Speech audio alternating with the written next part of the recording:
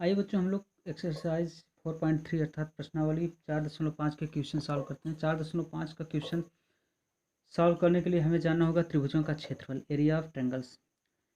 हमने class 11th या 10th में पढ़े हैं क्या, अगर कोई त्रिभुज दिया गया हो, कोई त्रिभुज दिया है ए बी सी, जिसके शीर्षों के निर्देशांक अर्थात शीर्ष जो है ए बी सी हैं, शीर्ष है, इसके शीर्षों के निर्देशांक अगर क्या है x1 y1, x2 y2, x3 y3, इस तरह से अगर शीर्षों का निर्देशांक है इस त्रिभुज का, तो इस त्रिभुज का क्षेत्रफल क्या हो जाएगा, इस त्रिभुज का क्षेत्रफल हो जाएगा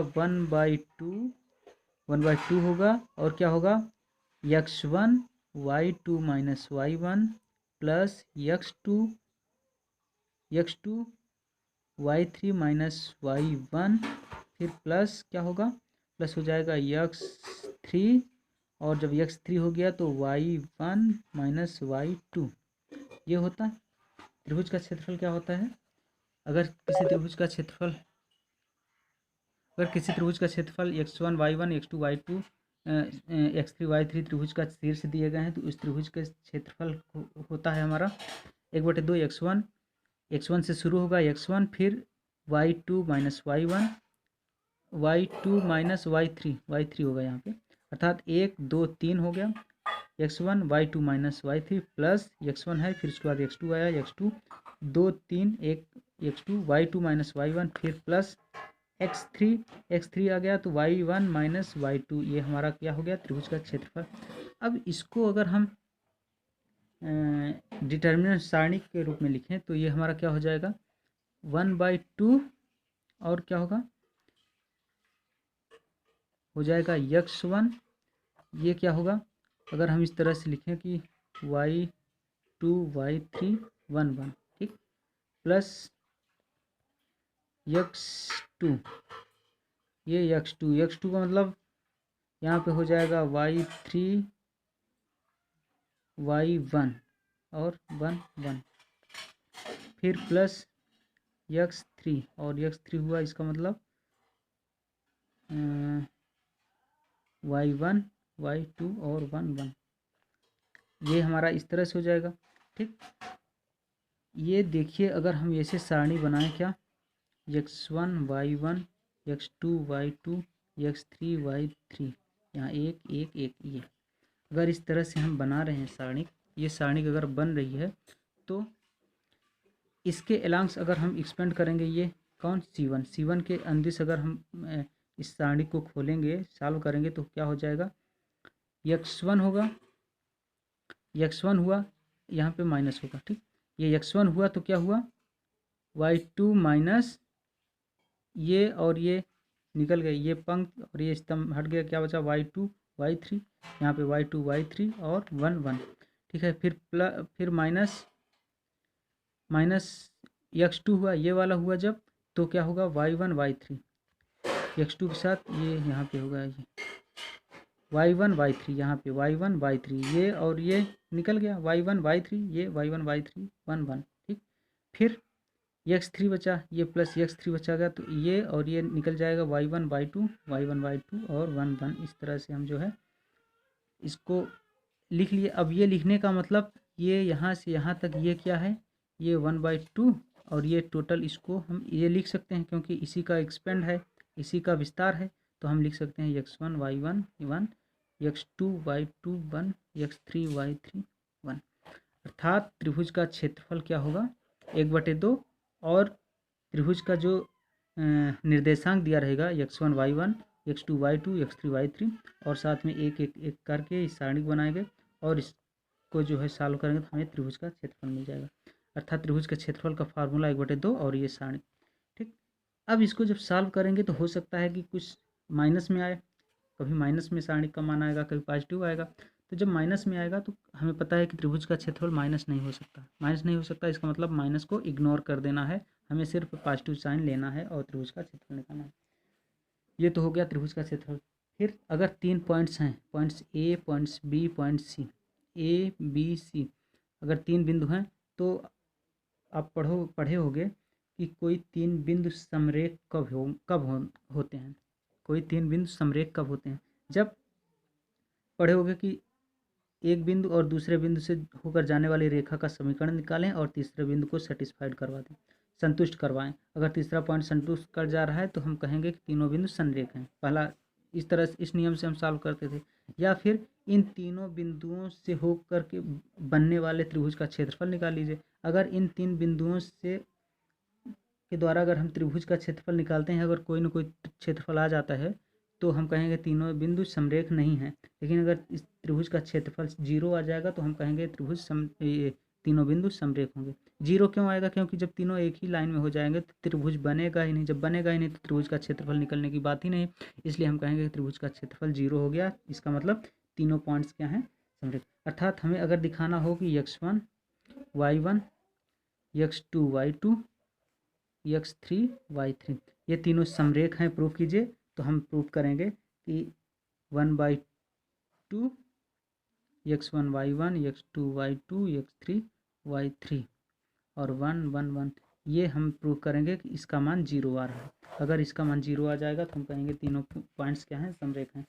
फिर तीसरी बात, इस एक्सरसाइज में हमें क्या देखना है? हमें देखना है दो पॉइंट से होकर जाने वाली रेखा का समीकरण ए और बी।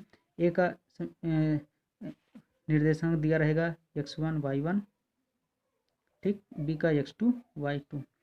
अगर ये दिया है तो कह रहा है कि इस सारणी का प्रयोग करके इन दो बिंदुओं से होकर जाने वाली रेखा का समीकरण ज्ञात कीजिए। इस बिंदुओं से जाने वाली रेखा का समीकरण ज्ञात करने का मतलब एक तीसरा बिंदु हम इस रेखा पे जरूर लेते हैं। समीकरण कैसे निकालते हैं? दो पॉइंट से होकर जाने वाली रेखा का समीकरण निकालने के लिए एक हमें जो है व्यापक बिंदु पी लेना होता है जिसके निर्देशांक x और y होते हैं। तो हम इस पर एक पॉइंट ले लेंगे जिसका निर्देशांक x और y है, और फिर ए बी और ये पॉइंट जो लिए हैं p, इस तीनों से होकर जाने वाली रेखा होकर बनने वाला त्रिभुज का क्षेत्रफल निकालेंगे और अगर उसको 0 के बराबर कर देंगे। इसका मतलब कि हम क्या निकालेंगे? x y और 1, फिर x1 y1 1 x2 y2 1 ये निकालेंगे और कह देंगे कि ये 0 है, ये 0 है। इसका मतलब 1/2 अर्थात इस त्रिभुज का क्षेत्रफल 0। अगर ये करते हैं इसका ये तो जाएगा तो ऑलरेडी 0 हो जाएगा। इसका मतलब ये अगर हम 0 के बराबर करें और सॉल्व करें तो x और y में एक संबंध मिलेगा, वही हमारा जो है समीकरण हो जाएगा। ठीक, आइए क्वेश्चन पर चलते हैं। क्वेश्चन देखते हैं किस तरह से होता है। जैसे क्वेश्चन नंबर 1 दिया है। क्वेश्चन नंबर 1 दिया है कि निम्नलिखित प्रत्येक में दिए गए शीर्ष बिंदुओं वाले त्रिभुजों के क्षेत्रफल ज्ञात कीजिए। पहला जैसे है, पहला हमारा क्या है? 1 0 6 0 4 3 कह रहा है इन बिंदुओं को से बनने वाले त्रिभुज का क्षेत्रफल ज्ञात कीजिए। तो हम कहेंगे कि इस बिंदुओं से बनने वाले त्रिभुज का क्षेत्रफल क्या हो जाए? त्रिभुज का क्षेत्रफल क्या होगा? क्षेत्रफल हो जाएगा क्या? 1/2 और 1 0 1 6 0 1 और 4 क्या? 4 3 1 ये 1 0 1 6 0 1 और 4 3 1 इसको निकालेंगे और कहेंगे कि इसको सॉल्व करेंगे, जो आएगा वही हमारा त्रिभुज का क्षेत्रफल हो जाएगा। सॉल्व कीजिए। 1/2। इसको सॉल्व करने के लिए हम क्या करेंगे? हम देखते हैं चाहे रो हो चाहे कॉलम हो, जिसमें ज़्यादा से ज़्यादा शून्य है उसी के अनुदिश हम इसका विस्तार कर देंगे। हम देख रहे हैं कि कॉलम 2 में ज़्यादा से ज़्यादा शून्य मिल रहे हैं। इसका मतलब कॉलम 2 के अनुदिश हम इस सारणी का विस्तार कर देंगे। सारणी का विस्तार करेंगे कॉलम 2 में तो ये वाला 0 हो जाएगा। इसको सॉल्व करने की कोई ज़रूरत ही नहीं है। फिर ये प्लस ये माइनस अर्थात ये, फिर प्लस ये, इसको भी सॉल्व करने की ज़रूरत नहीं क्योंकि ये भी 0 हो गया। प्लस माइनस और ये हो जाएगा -3 और -3। फिर इसको जब सॉल्व करेंगे तो -3 अर्थात ये और ये ख़त्म, बचा क्या? 1 कम 1 -6 कम 6 हो जाएगा क्या? 1 - 6 कम 6 ये हो जाएगा 1/2 1/2 गुणे -3 इंटू -5। ठीक, ये हो गया। माइनस माइनस प्लस अर्थात 5 15/2 15/2 स्क्वायर मीटर अर्थात वर्ग मीटर हमारा क्या हो जाएगा? वर्ग मीटर लिखिए या वर्ग मात्रक लिखिए। मीटर तो दिया नहीं, मात्रक होगा, यूनिट होगा। इसका मतलब इस त्रिभुज का क्षेत्रफल आ गया 15/2। अगर सॉल्व करने के बाद यहाँ पे माइनस आ गया होता तो हम इसको माइनस को हटा देके कहते 15/2 वर्ग मात्रक हमारा त्रिभुज का क्षेत्रफल। इस तरह से हम त्रिभुज का क्षेत्रफल निकालेंगे। फिर प्रश्न संख्या 2 में क्या कह रहा है? प्रश्न संख्या 2 में कह रहा है कि दर्शाइए कि बिंदु ए, बी और सी क्या हैं, समरेख हैं। इसका मतलब हमें समरेख दिखाना है। इसका मतलब हम क्या करेंगे कि इस त्रिभुज का क्षेत्रफल निकालेंगे और वो क्या हो जाए, 0 हो जाए। अगर वो 0 हो जाता है तो हम कहेंगे त्रिभुज का क्षेत्रफल समरेख है। अर्थात चलिए निकालते हैं। त्रिभुज ए बी सी दिया है, अर्थात हम बना लेंगे त्रिभुज ए बी सी का क्षेत्रफल निकालते हैं। क्षेत्रफल क्या होगा, 1/2 ए का निर्देशांक A B plus C, B plus C, B का निर्देशांक बी सी प्लस ए,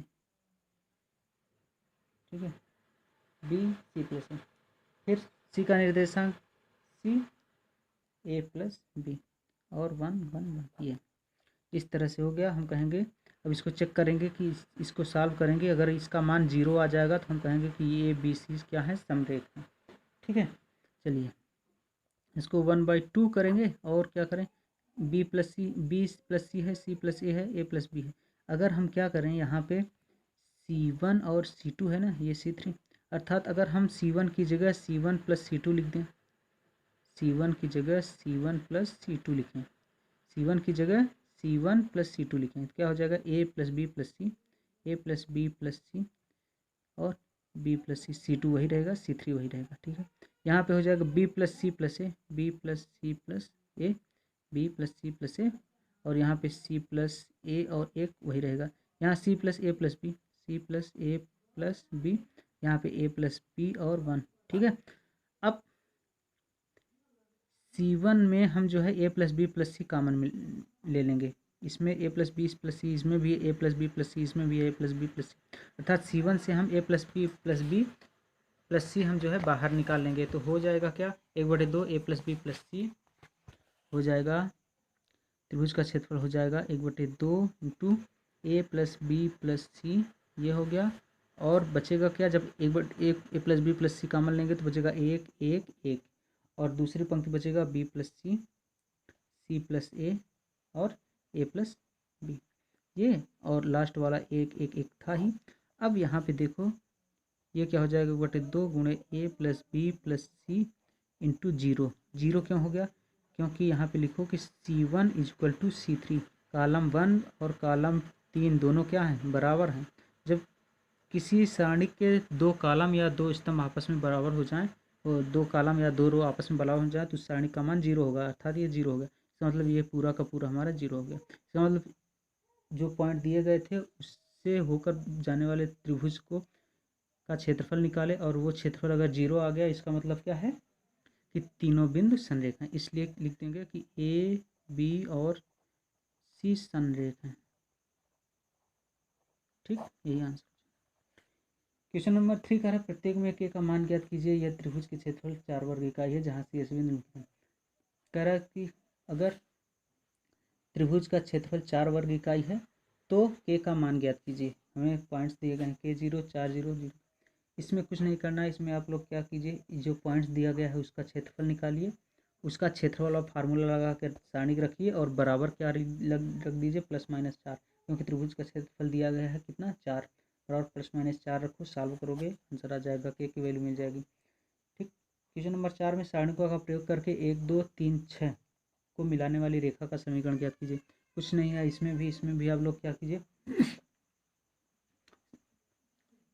ये दो पॉइंट तो दिया ही है, एक तीसरा पॉइंट हम ले लेंगे एक्स वाई और इससे तीनों पॉइंट से जाने वाले त्रिभुज का क्षेत्रफल बराबर 0 कर देंगे और सॉल्व करेंगे तो एक्स वाई में एक संबंध बनेगा जो हमारा क्या होगा, ए और बी से गुजरने वाली रेखा का समीकरण होगा। इस तरह से सॉल्व कर लो, आ जाएगा। ठीक, क्वेश्चन नंबर 5, यदि शीर्ष 2 इतना और इतना वाले त्रिभुज का क्षेत्रफल है तो के का मान सेम इसी तरह से, इस तरह से एक्सरसाइज 4.3 के क्वेश्चन आप लोग इस तरह से सॉल्व कर लीजिए, बन जाएंगे। ठीक, अब इसके बाद आगे हम जब फिर से आएंगे तो हो जाएगा 4.4, इसमें हमें निकालना होगा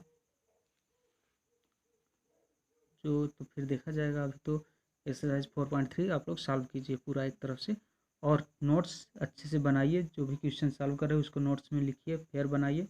जो कॉन्सेप्ट है कॉन्सेप्ट आप लोग लिखिए, क्वेश्चन है क्वेश्चन सॉल्व करके नोट्स में लिखिए।